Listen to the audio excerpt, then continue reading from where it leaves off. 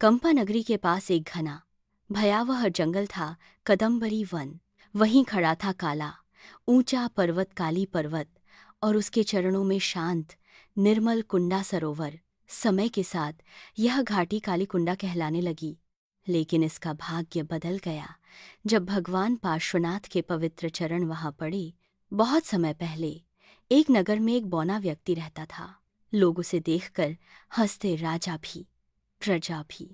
अपमान से टूटकर एक दिन उसने जीवन समाप्त करने का निश्चय कर लिया। वह पेड़ पर फंदा डाल ही रहा था कि तभी एक दयालु जैन श्रावक सुप्रतिष्ठ ने उसे रोक लिया। उन्होंने कहा, हे पुण्यात्मा, जीवन यूं मत छोड़ो। यदि सौभाग्य, स्वास्थ्य और सुंदरता चाहिए तो जिनेश्वर की बताई साधना अपनाओ। सुप्रतिष्ठ उसे अपने गुरु के पास ले गए। उपदेश सुनकर उसके भीतर श्रद्धा जागी। उसने व्रत, तप और धर्म का मार्ग अपनाया, लेकिन उसके मन में एक इच्छा थी, अगले जन्म में मैं लंबा और बलवान बनूं। लंबे समय तक तप करने के बाद वह जंगल में ही देह छोड़ बैठा और अगले जन्म में जन्मा, एक विशाल शक्तिशाली हाथी के रूप में। नाम था महीधर, झुंड का नेता। एक दिन भगवान पार्श्वनाथ वेश बदलकर कालीकुंडा पहुंचे और कायोत्सर्ग ध्यान में लीन हो गए। उसी समय महीधर पानी पीने आया। जैसे ही उसकी नज़र भगवान पर पड़ी, उसके भीतर कुछ टूटकर जागा। एक स्मृति, एक पछतावा, एक पहचान। अरे, मैंने पिछले जन्म में धर्म छोड़कर मूर्खता की, अब इस जन्म को सार्थक बनाना ही होगा। हाथी ने कमल के फूल तोड़े, भगवान के चरणों में अर्पित किए और उपवास में खड़ा रहा।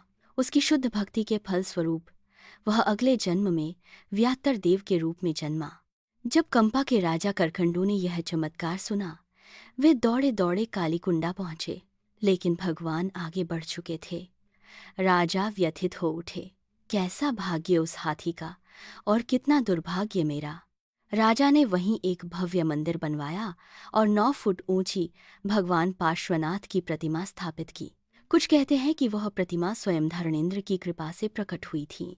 व्यात्तर देव, जो पहले वही हाथी था, मंदिर में आने वाले भक्तों की मनोकामनाएं पूर्ण करने लगा। कालीकुंडा एक पवित्र तीर्थ बन गया, भक्ति, उत्सव और चमत्कारों से भरा। और इस कथा का संदेश आज भी गूंजता है। रूप बदल सकता है, जन्म बदल सकता है, लेकिन जब मन जिनेंद्र की ओर मुड़ता है, भाग्य भी बदल जाता है।